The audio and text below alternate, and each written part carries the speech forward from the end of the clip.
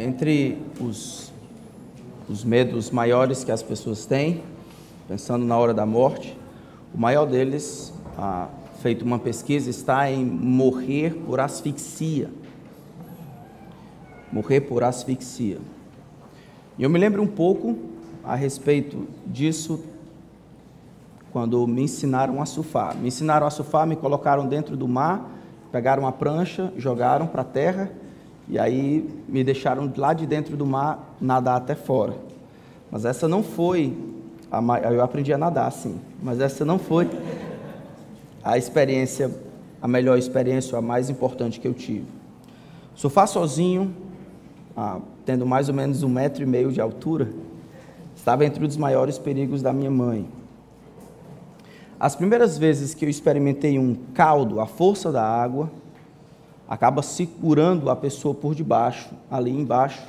Isso vai durar talvez entre 10 a 15 segundos, mas pode ser um dos piores da sua vida. Seu coração bate mais forte, por causa da ausência de oxigênio, mesmo que os glóbulos brancos tenham impregnados de oxigênio, o CO2 que está lá força os estômagos do seu estômago, empurrando o diafragma. Aparece como se fosse um caroço por detrás da sua garganta. Você quer respirar a todo custo. Eu não sabia que era assim, mas a única escapatória que a gente vai precisar aprender nessa busca por oxigênio, na verdade, o que pode diferenciar a vida e morte, dependendo do que aconteça, é a ausência de luta. Um doutor, um médico famoso, especializado em recuperar pessoas com traumas de asfixia causado exatamente por caldos ou vacas ou esses acidentes que acontecem no trânsito, demonstrou que nesse momento em que a onda pela sua força sustenta você debaixo d'água rodando, a coisa que você deve fazer é parar de lutar. É a ausência de luta, a ausência de esforço, a tranquilidade, deixando a onda fazer o que quiser com você e naturalmente ela vai levar para cima. É isso que você deve fazer. Essa lição ilustra muito bem a maneira como nós nos relacionamos tantas vezes com o plano de Deus. O grande Deus tem um plano que Ele está administrando ao longo da história. Ele não precisa ser melhorado, Ele não precisa ser construído, remodelado, a gente não precisa encontrar um novo objetivo para Ele, ou um novo método de execução. O plano de Deus é de ser glorificado em todas as coisas, irradiar e aplicar os efeitos de quem Ele é em todas as áreas, para no final Ele receba a admiração e a glória que é dele por direito. Isso é o que Deus está fazendo. À medida em que Ele vai caminhando, pessoas são trazidas, convidadas para participar. Israel, Moisés, Abraão, Isaac, Judá, José, Jesus, a igreja. Essas pessoas são convidadas a entrarem no flow do que Deus está fazendo.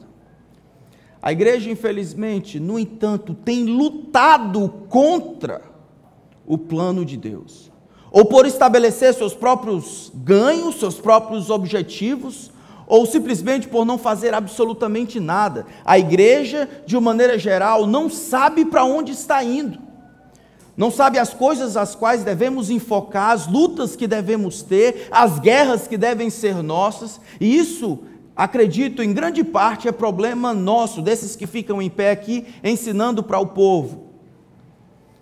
Nem nós sabemos o que estamos fazendo, não sabemos para onde estamos indo, não sabemos qual é o propósito da igreja, ela foi criada para quê? Não sabemos o que Deus está fazendo nesse mundo, apontando todos os olhos para Jesus Cristo, enviando o seu Espírito para ganhar o coração dos homens, esmagar Satanás, converter os pecadores para que Cristo seja o centro de todas as coisas. Nós não conseguimos ver como Deus está fazendo, vivemos na apatia, na periferia, construindo um plano paralelo ao que Deus está fazendo. Vivemos para nós. Igrejas tantas vezes vivem para construir sucursais, franquias, vivendo vidas em paralelo, para ser um lugar legal, para ser um lugar onde se cria os filhos, ser um lugar onde resolve os casamentos, para ser uma agremiação onde pessoas boas podem se encontrar com outras pessoas boas também e juntos terem algum tipo de comunhão. A igreja, no entanto, não existe nem foi criada para isso. A igreja é o epicentro do plano presente de Deus. E a igreja, mais do que qualquer outra instituição, precisa saber o que Deus está fazendo desde o início, como Ele está movendo a história para o final. E eu e você precisamos parar de lutar, mas navegar a favor da correnteza do plano de Deus. Deixar Jesus levar. E à medida em que participamos do que Deus está fazendo, é aí que nós realizamos aquilo que Deus nos chamou para fazer. A igreja precisa ser lembrada.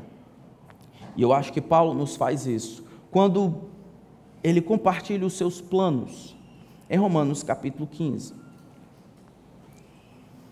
A igreja dos sonhos de Jesus, ela vai estar impregnada de pessoas como Paulo. A igreja dos sonhos de Jesus não desempenha uma função particular.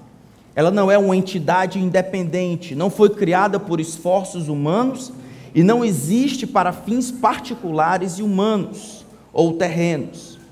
As muitas igrejas espalhadas pelo mundo deveriam se ver como formigas de um grande formigueiro caminhando na mesma direção, toda levando o seu peso, levando a sua contribuição para a rainha.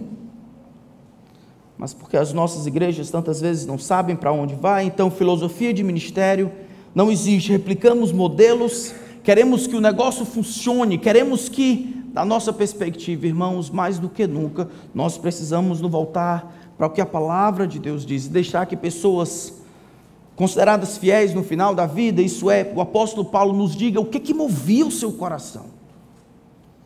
Hoje nós temos a alegria de enviar um dos nossos membros.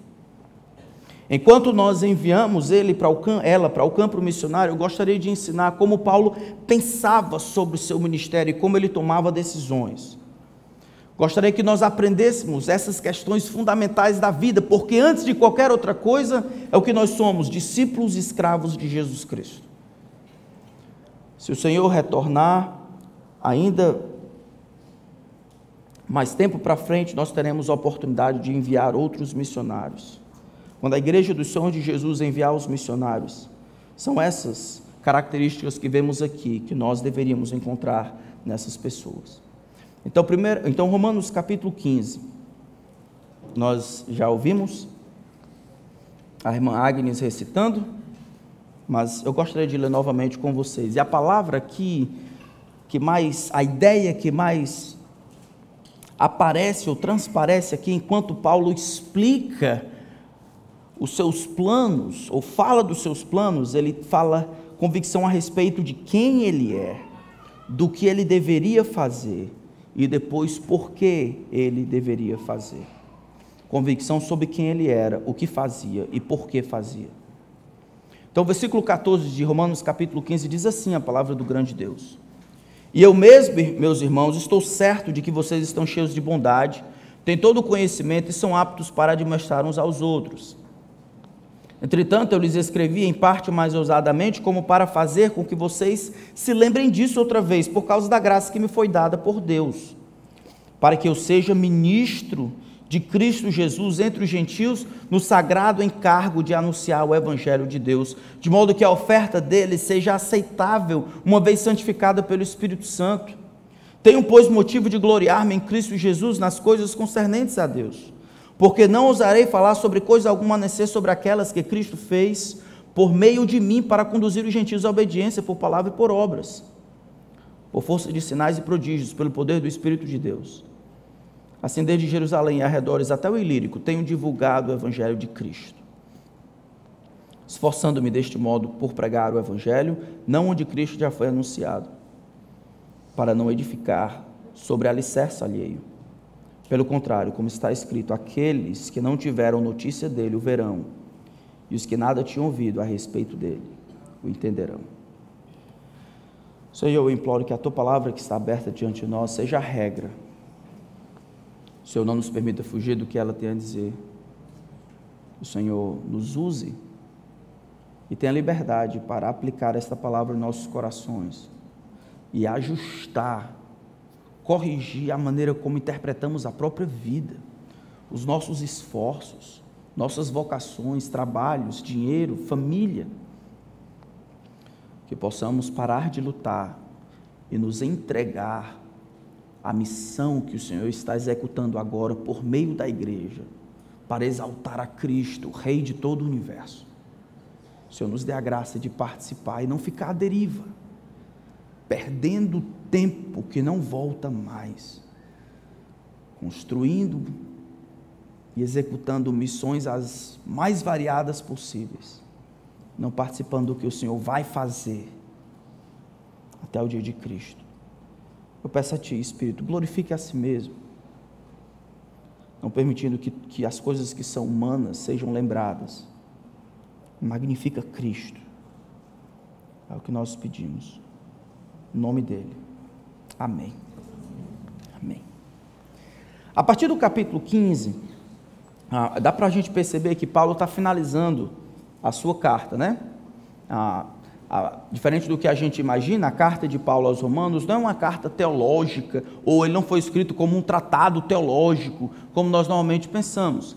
Tem muita teologia, obviamente, mas o que motiva Paulo é o desejo de chegar à Espanha, ser acompanhado por esses irmãos em Roma. Agora, como ele não tinha plantado essa igreja como as outras igrejas gentias, como em Colossos e em Éfeso, então ele tem que ter certeza, porque ele era apóstolo dos gentios, nós vamos ver daqui a pouco, e isso conferia a ele responsabilidade por todas as igrejas dos gentios.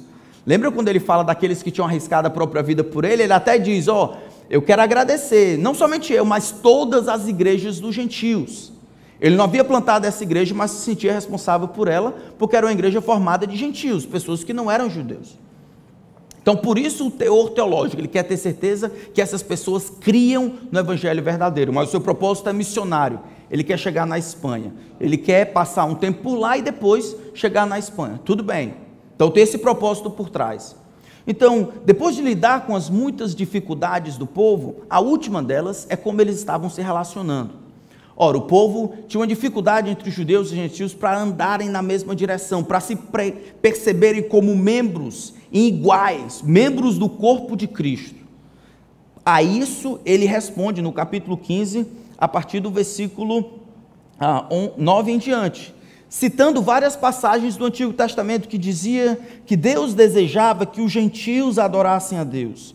Eu te glorificarei entre os gentios e cantarei louvores ao teu nome. Verso 10, alegrem-se gentios com o povo de Deus. Verso 11, louvem o Senhor todos vocês gentios e todos os povos o louvem.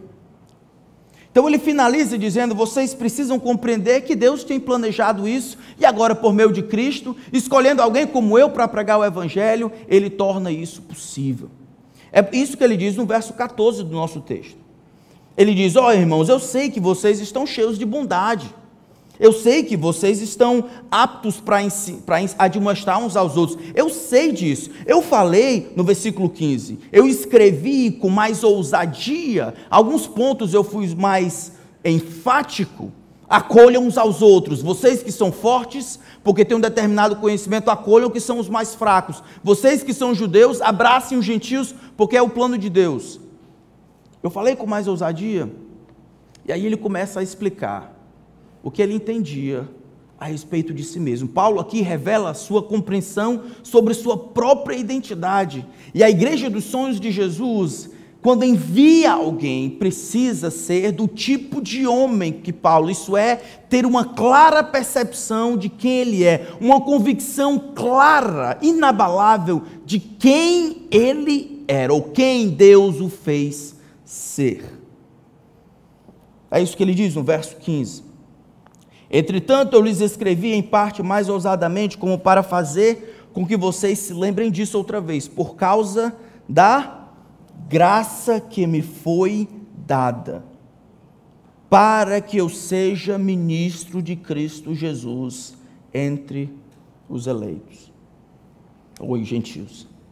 Enviar alguém que não foi informado pela verdade de Deus, isso é, alguém sem convicção, é ser irresponsável e tolo.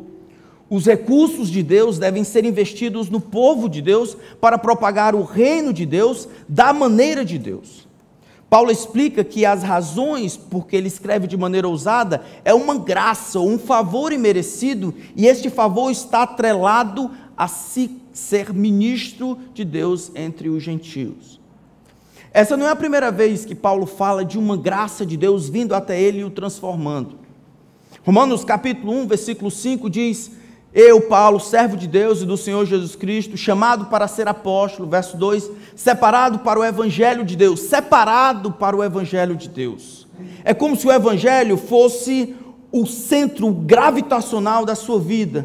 Tudo é discriminado por meio do evangelho. O que não coopera com o evangelho, eu estou fora. O que promove o evangelho, eu estou dentro. Os planos são realizados por causa do evangelho, em benefício ou não do evangelho. Os amigos que eu tenho, os planos que eu faço, aonde eu vou, o que eu escrevo, como eu uso o meu tempo, tudo é em função do evangelho.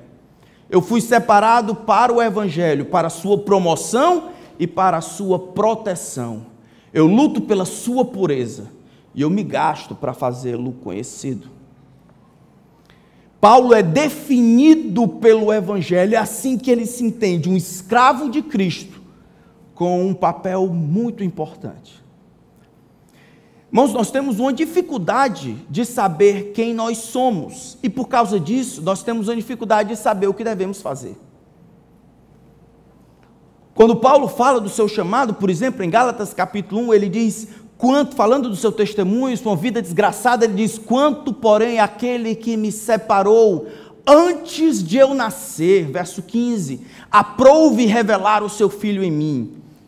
Ele percebe que a sua vida, sua salvação, tinha sido preparada antes da fundação do mundo, e isso resultava em algo que definia a sua vida. Era o que ele iria fazer. Deus me separou para que eu fizesse isso. Se vocês lembram bem, Marcos capítulo 1, quando Deus chama os discípulos, ele também chama os discípulos para realizar determinada coisa. Isso é pescar homens. Efésios capítulo 3, da mesma forma, ele havia sido incumbido, Paulo, para explicar o mistério da igreja, a saber, judeus e gentios estão ligados. Mas aí você começa a pensar: mas pastor, isso é o apóstolo Paulo. Quem sou eu na fila do pão? Não, o apóstolo Paulo, ele estava andando para Damasco, o senhor não lembra não? Ele estava andando para Damasco com a luz mais brilhante que o sol, ao meio-dia, falou com ele: Saulo, que é isso, amigão? Você não dá para ganhar contra o que não pode ser vencido, vai dar murro em ponta de faca? Não, aí é claro que a vida dele mudou, ele foi transformado, convertido, e aí ele se gastou em prol daquilo. Mas pastor, eu tenho que pagar boleto, cheio de conta aí, criar um menino, eu tenho uma família, eu tenho isso aqui. Será que só os apóstolos é que receberam de Deus essa incumbência? Será que só os apóstolos, aqueles que receberam esse tipo de graça, poderiam participar do que Deus está fazendo no mundo?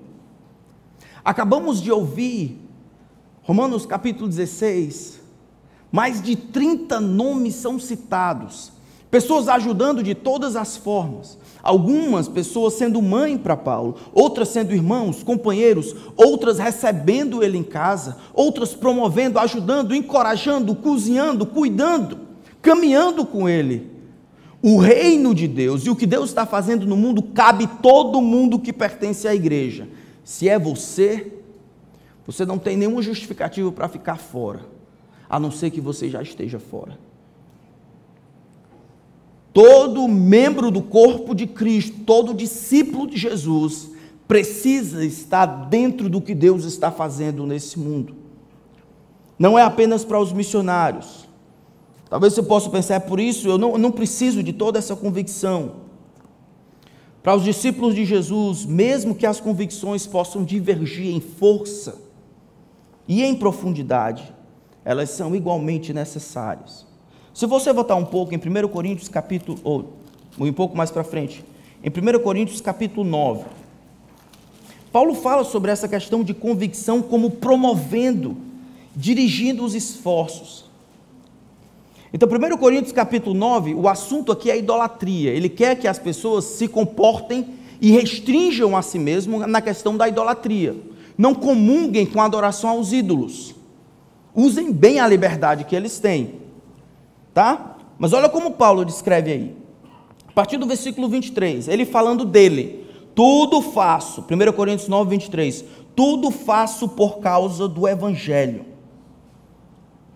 para ser também um participante dele. Ele havia sido separado, ele estava disposto e fazia de todos os modos o possível para participar do Evangelho. Isso é Paulo, né? Vamos ver se tem alguma coisa para nós. Ele diz, verso 24, vocês não sabem que os que correm no estádio, todos na verdade correm, mas só um leva o prêmio? Corram de tal maneira que ganhem o prêmio. Ele está falando para quem? Ele está falando para você. E ele continua, todo atleta em tudo se domina, aqueles para alcançar uma coroa corruptível, nós, porém, a incorruptível. Ele se usa como exemplo de controle, se usa como exemplo de restrições voluntárias para ajudar no progresso do Evangelho. Mas ele diz que essas restrições não são apenas para ele, porque todos nós, pertencendo a Cristo, temos um prêmio a ganhar. Todos nós estamos numa carreira, numa maratona. Todos nós, os que têm filhos, os que não têm filhos, os que têm 1, 2, 3, 4, 5 e mais uns 4 na cabeça. Esses todos, sem exceção, todos nós estamos correndo uma maratona. Ele diz, aqueles para alcançar uma coroa corruptível. Em outras palavras, o mundo corre para quê? Para ganhar dinheiro, para ter fama, para ter uma saúde perfeita, para preservar a vida. O mundo faz isso, que no final das contas vai tudo perecer. Paulo diz, mas nós nos esforçamos para alcançar uma coroa corruptível. Nós lutamos para alcançar aquilo que não murcha, que ninguém toma, que não é roubado, que não é visto aqui. É para isso que nós nos esforçamos. A nossa energia como discípulos de Jesus não pode ser drenada pelas coisas dessa vida. Se a única coisa que a nossa energia produz, em que a nossa energia é gasta nas coisas dessa vida, estamos caminhando para produzir uma coroa que inevitavelmente vai perecer. Inevitavelmente vai acabar. De sua saúde à sua riqueza. Tudo que você faz para cá, fica aqui. Por isso que Paulo diz, mas esmurro o meu corpo, verso 27, o reduz à escravidão, para que tendo eu pregado a outros, não venha eu mesmo a ser desqualificado. Verso 26, assim corro também eu, não sem meta, assim luto, não como desferindo golpes no ar, eu luto com um propósito. Eu treino com um objetivo. Eu sei para onde estou indo. Eu sei quem eu sou. Eu sei o final. É só pensar, irmãos, as coisas que têm nos distraído. Pense quando Paulo fala aqui a respeito de meta e essa vida focada e energia, e a gente encontrando, procurando maneiras de utilizar tudo que o Senhor nos confiou em prol do reino do que é eterno. Pense nos inimigos do nosso foco que nós temos. Pense no grupo que você colocou aí. Pense no último grupo que você participou. Pense no tanto de bobagens, no tanto de tempo que você simplesmente perdeu. Um buraco na BR é tema para meme e figurinha de 1 hora. A cor do pão dessa nova cafeteria, a roupa de fulano de tal, a cor da tez de outro, a cor do céu, o gol que fulano de tal fez, a classificação de outro. Tudo isso, irmãos, é passageiro e etéreo. Isso deveria ser numa conversa séria, isso é vivendo, isso deveria ser espirro. Você está conversando sério, você dá sinal, você inspira e volta. Mas isso tantas vezes é o todo da vida. Vivemos de uma maneira tola. A vida é impregnada de tolice e besteira, nada que tenha substância, como diz, que seja eterno, que nos ajude a focar, permanece. Assim, digito no grupo, não sem meta. Assim converso no carro, não como alguém que desfere golpes no ar. Assim eu converso na praça, não como alguém sem propósito. Assim trabalho, assim vendo, assim compro, assim atendo, assim faço isso ou aquilo, não sem meta. Não sem meta. Não como desferindo golpes no ar, mas esse é o que eu quero. Eu quero cooperar com o Evangelho. Eu quero aquilo que é meu, que Deus me dê. Isso é uma definição clara, uma convicção clara de quem Paulo era. Um servo do Evangelho. Não porque era apóstolo, simplesmente, mas porque havia sido comprado pelo próprio Cristo. Nós precisamos aprender, irmãos, a nutrir esse mesmo tipo de convicção. E dessa mesma convicção nós crescermos. Eu sei que isso às vezes pode parecer chato, ou legalista.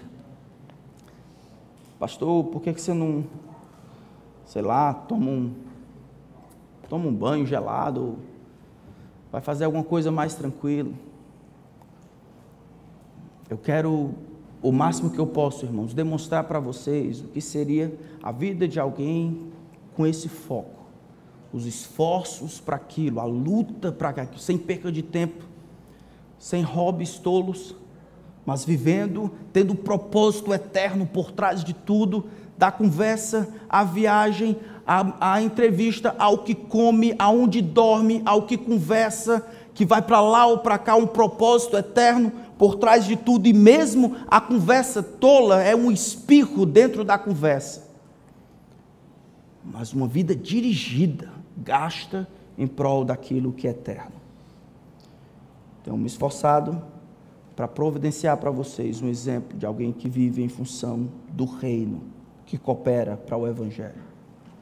Essa é a primeira convicção que Paulo tem. Pela graça que me foi dada, eu digo a cada um de vocês. Ele diz no capítulo 12, versículo 3, e agora diz de novo. Sabe por que eu estou falando ousadamente com vocês de Roma? É porque eu recebi de Deus graça.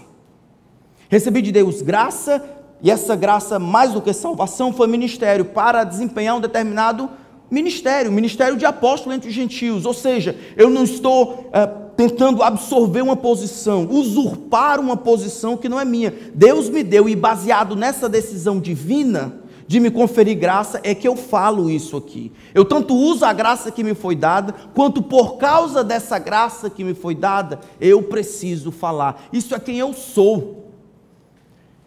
Isso é quem eu sou.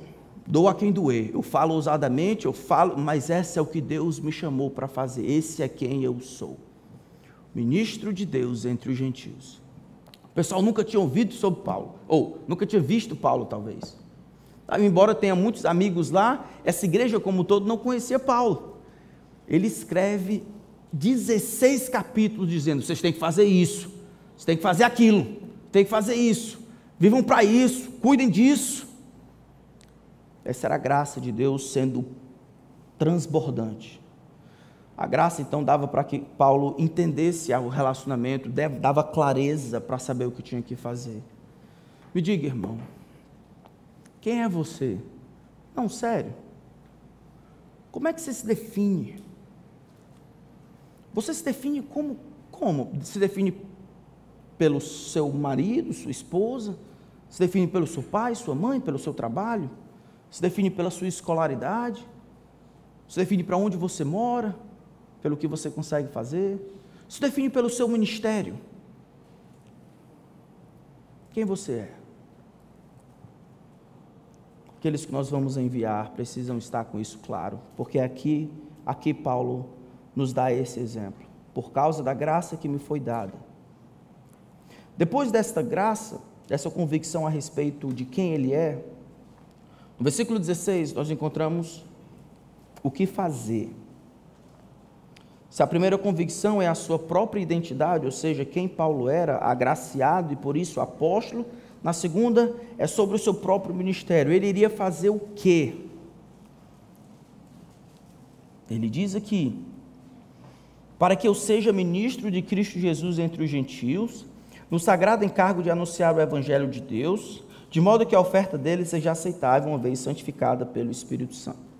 Então ele fala do seu ministério de 3 formas, e essas 3 formas caracterizam o seu ministério. A primeira delas é que ele fala que ele foi constituído ministro, e essa palavra ministro aí é como se dissesse: eu fui constituído um sacerdote, certo? Um mediador. É como se o grande Deus tivesse me tomado e depois de salvo, me incumbido da tarefa de mediar um relacionamento, de mediar as informações a respeito do que Deus havia feito em Cristo para trazer todas as pessoas à adoração, para os gentios que nunca ouviram falar de Jesus Cristo. Eu me vejo aqui como uma ponte, um farol que brilha à noite, ponte sobre as águas, um abrigo, o único que os gentios podiam ter no deserto, uma flecha. O apóstolo Paulo se vê como alguém que está no meio, na brecha, alguém que vai ligar o plano de Deus com o objeto do amor de Deus, alguém que vai informar aos outros o que eles devem crer, como devem crer, por que devem crer e o que acontece se eles permanecerem incrédulos. É isso que ele diz no capítulo 1 de Romanos: pois sou devedor tanto a gregos quanto a bárbaros, a sábios, a ignorantes, porquanto quanto está em mim, estou pronto a anunciar o evangelho também a vós outros em Roma. Sou um devedor. Cristo havia morrido por mim e os meus débitos estavam sobre ele. Agora eu tenho um débito para pagar por aqueles por quem Cristo morreu, pagar aqueles por quem Cristo morreu. Cristo me deu algo que não é meu, e eu tenho que entregar aos gentios, e enquanto eu não der aos gentios, eu estou devendo. Pecado contra Deus, que me deu para entregar e eu retenho. Pecado contra os outros, que devem receber porque Deus entregou e eu retenho. O Evangelho é o poder de Deus para a salvação de todo o que crê. Nós perdemos essa função mediadora, irmãos. Nós gostamos de nos relacionar entre crentes, não compartilhamos tanto o Evangelho, não salgamos, somos bem sal dentro do saleiro, luz durante o dia. 1 Pedro capítulo 2, versículo 9, no entanto, descrevendo a igreja, diz: vós, porém, sois sacerdócio real, nação santa, povo de propriedade exclusiva de Deus, a fim de proclamardes as virtudes daquele que chamou vocês das trevas para a sua maravilhosa luz. Bom, Paulo descreve o seu ministério como um ministério de mediador, mediador de informação. O único mediador é Cristo, mas ele media essa informação que recebeu da parte de Deus. O evangelho é veiculado por seu intermédio, de maneira que os homens não irão crer se não ouvirem, não ouvirão se não há quem pregue. Esse é o ministério de mediação. Recebi graça para ser um ministro de Cristo Jesus entre os gentios. E ele acrescenta: isso foi por graça no sagrado encargo de anunciar o evangelho de Deus. Paulo ia concentrar suas energias em uma coisa: milagres teria a sua função, mas ele diz no sagrado encargo de anunciar o evangelho. Está vendo, Lídia? Quando você for para lá, o pessoal vai querer, talvez, outras pessoas vão querer que você faça tudo. Só tem uma bala na agulha, e não vai precisar de outra. Você vai pregar o Evangelho. O Evangelho que é o poder de Deus para a salvação de todo o que crê. Se ninguém crê, tenha certeza de estar pregando o Evangelho. Se milhões crerem, tenha certeza de que está pregando o Evangelho. Ao final do dia, quando for dormir, tenha certeza que falou das insondáveis riquezas de Cristo. O Evangelho que diz que o homem perdido, pecador longe de Jesus, completamente sem vigor, perecendo sem luz, mas Cristo amou este pecador, entregou sua vida por ele, e agora ele ordena que esse pecador se arrependa dos seus pecados e creia. Do contrário, irá perecer eternamente. O apóstolo Paulo não estava nem aí para a pragmática da coisa. O objetivo não era criar sucursais, fazer igreja, ser relevante na cultura ou na sociedade. O objetivo era vida ou morte.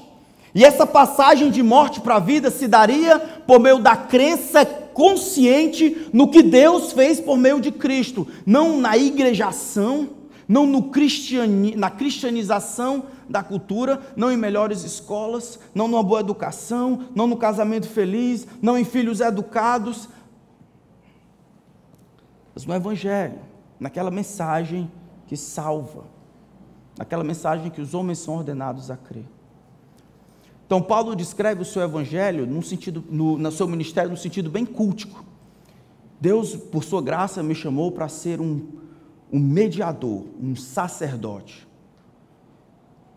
E o trabalho que eu iria fazer era entregar o evangelho. Eu não ia fazer outras coisas, senão que cooperassem para a promoção do evangelho. E ele continua, ele diz: de modo que a oferta dele seja aceitável uma vez santificado. A oferta de quem? Dos gentios. Que oferta é essa? Pode ser que a oferta que eles haviam entregue, dá um para Paulo, e Paulo apresenta diante de Deus.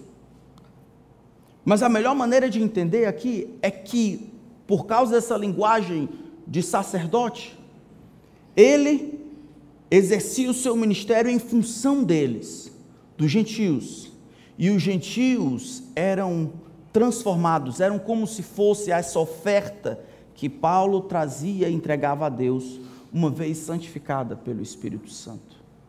Paulo se via como mediador, servindo o povo, e esse povo funcionava como oferta para Deus.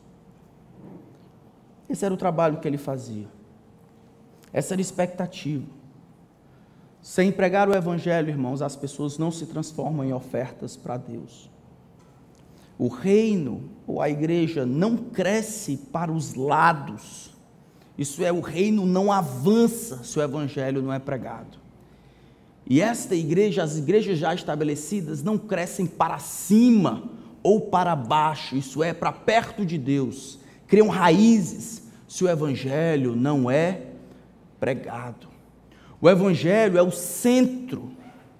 Aquilo que Deus fez em Cristo é e continua sendo o centro da nossa mensagem, da nossa crença. É pelo evangelho que o reino avança, é pelo evangelho que nós somos transformados. Quando nos mostram Cristo e Cristo somente. Isso é o que Paulo ia fazer. Então ele sabe não somente quem ele é, mas o que ele deveria fazer. É por isso que nós pregamos o evangelho a toda criatura. Não é isso que o Senhor nos mandou fazer em Marcos 16:15? Ide, pregai o evangelho a toda criatura debaixo do céu. 1 Pedro capítulo 1, versículo 23 diz: porque vocês foram regenerados, não de semente corruptível, mas de incorruptível, mediante a palavra de Deus, que vive e é permanente. O evangelho, a palavra de Deus, cria a igreja, depois santifica a igreja, protege a igreja, nutre a igreja e prepara a igreja para aquele dia. Nós não precisamos de nada mais. Nós temos o evangelho, e se ele não basta, é que estamos procurando por outras coisas. O evangelho é aquilo que nós temos. Por último, nós vemos aqui o porquê de Paulo. Tá, Paulo, mas por que tudo isso? Versículo 18, ele diz: porque não ousarei falar sobre coisa alguma, a não ser sobre aquelas que Cristo fez por meio de mim, para conduzir os gentios à obediência, por palavra e por obras, por força de sinais, por prodígios de Espírito de Deus, assim desde Jerusalém até os arredores do Ilírico. Então aqui está Jerusalém, estão vendo? Jerusalém aqui, você sobe, aí vem para cá, aí tem aqui a Ásia Menor, bem aqui para longe, aí bem aqui tem a Macedônia, estão vendo?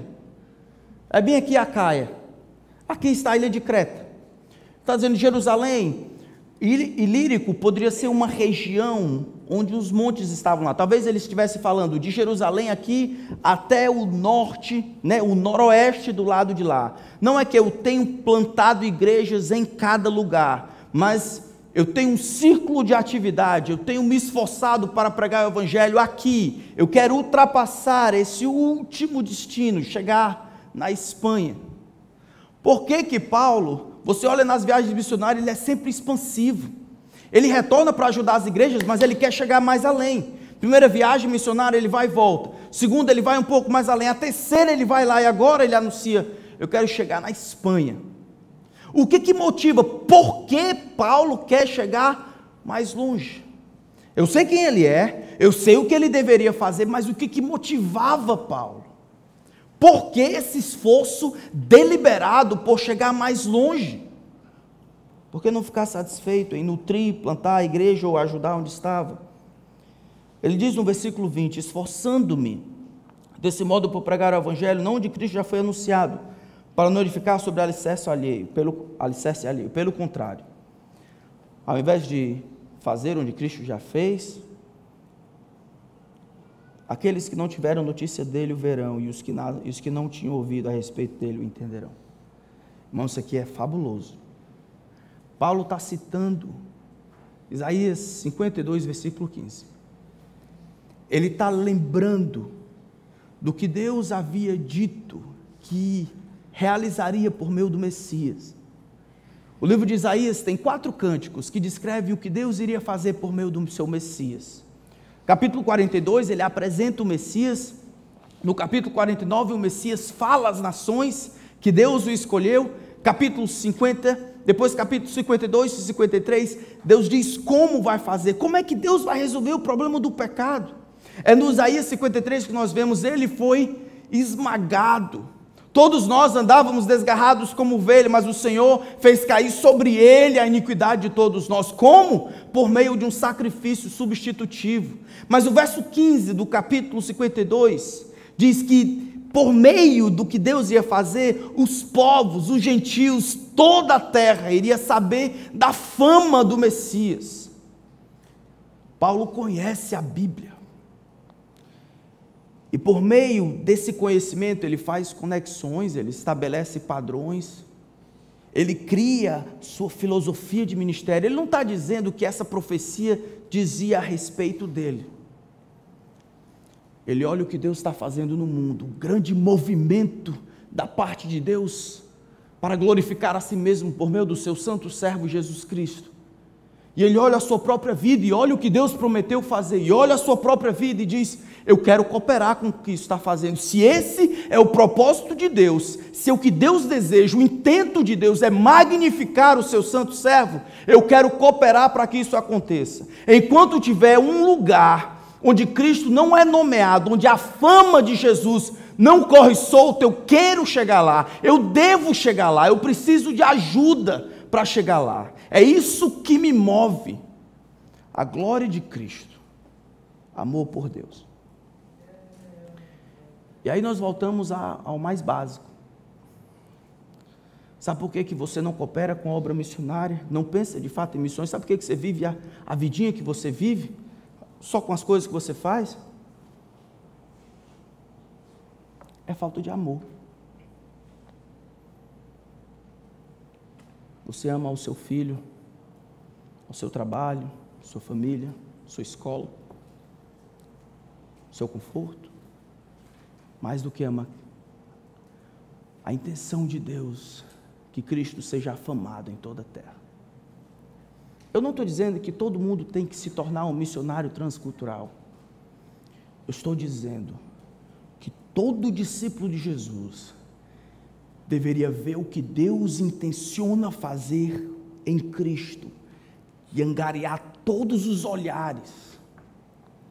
E deveria dizer: Senhor, eu estou dentro, eu não faço a menor ideia de como eu vou fazer, mas se não for para viver no flow, eu não quero viver. Senhor, eu vou parar de lutar, vou deixar o Senhor guiar a minha vida, porque se o Senhor ama ao Filho a ponto de magnificá-lo sobre tudo, eu quero demonstrar o meu amor da mesma maneira. Paulo não somente conhecia a Bíblia, que era capaz de ajudar na formação, na construção da sua filosofia. Ele olha textos assim, sabe por que os judeus deveriam receber os gentios em Roma? Ele vai citar um catatal de versículos no capítulo 15. É por isso, já foi dito aquilo, mas nós não conhecemos a Escritura. E aí na nossa própria vida é difícil fazer os ajustes. Paulo não precisava de uma profecia direta: chegue na Espanha. Ele viu uma narrativa, era um movimento de Deus. Ele sabia que Deus queria e ele estava disposto a permitir que Deus usasse para isso. Esse era o porquê de Paulo. Ele começa com graça, e essa graça, quando compreendida, produz um efeito avassalador. A graça de Cristo controla o pecador. Controla de uma maneira que o pecador vive em função de Cristo que o agraciou. É o que ele diz em outro lugar: pois o amor de Cristo nos constrange. Julgando nós isto, morreu por todos, logo todos morreram, e ele morreu por todos, para que os que vivem não vivam mais para si mesmos, não mais, né? Mas para aquele que por eles morreu e ressuscitou. Me diga, irmão, minha irmã, você vive para quê? Você já considerou a possibilidade de fato cooperar com o que Deus quer fazer no mundo? Já perguntou, já tentou se informar? Você ora para que a fama de Jesus se exalte, ou você vive no seu mundinho mesmo, ao redor do seu umbigo, achando que não, o que a gente faz tem implicações eternas, e se não tem, está perdendo tempo, perdendo dinheiro, esforço. Veja o que o grande Deus está fazendo, e tem espaço para todo mundo entrar e participar, com seus dons, de acordo com como Ele lhe fez, com a sua prosperidade, a sua história de vida, os seus traumas. Pare de lutar. É assim que se gasta a vida. É assim que se morre feliz. É assim que se ganha. Pare de lutar. Deixe Deus guiar a sua vida. E a vida precisa ser em função de magnificar a Cristo.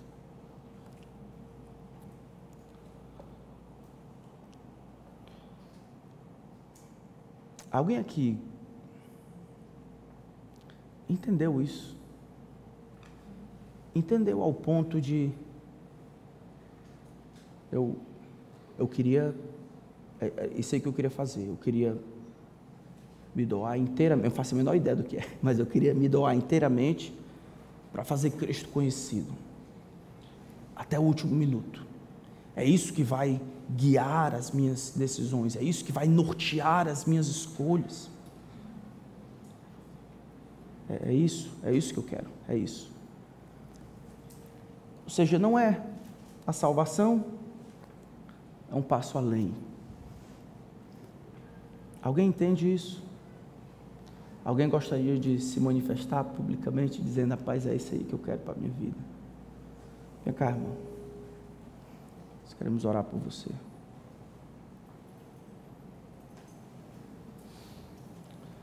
Mais alguém?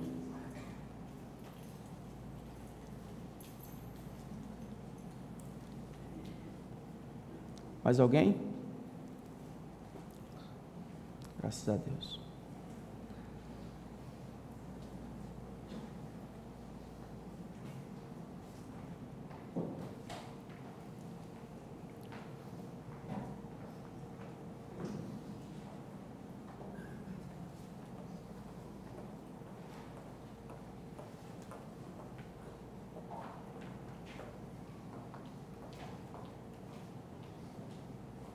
Louvado seja o Senhor para sempre. Amém.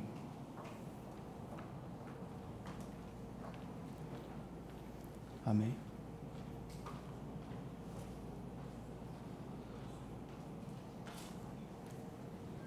Alguém aqui entende que o Evangelho é para você? Alguém que nunca fez isso? Entende que Jesus, Ele morreu por causa dos nossos pecados, e Ele ressuscitou para nossa justificação, isso é, Deus considera as pessoas de fato inocentes por causa de Cristo. Ele morre para pagar os nossos pecados, mas Ele ressuscita para mostrar para todo mundo que Deus, o Pai, Ele aceitou a oferta de Jesus. Aqueles que creem em Jesus não precisam mais ser condenados eternamente. Aqueles que se lançarem em Cristo podem crer. Todo aquele que virá, todo aquele que vem a Ele, Ele não vai lançar fora. Todo aquele que crê tem a vida eterna. Alguém gostaria de decidir publicamente tomar a cruz de Jesus e segui-lo para sempre, sabendo que isso vai custar tudo? Alguém? Então vamos orar por esses queridos irmãos. E eu queria que vocês orassem também. Vou esperar a última chegar. Eu imagino que é para o primeiro, né, Suelen?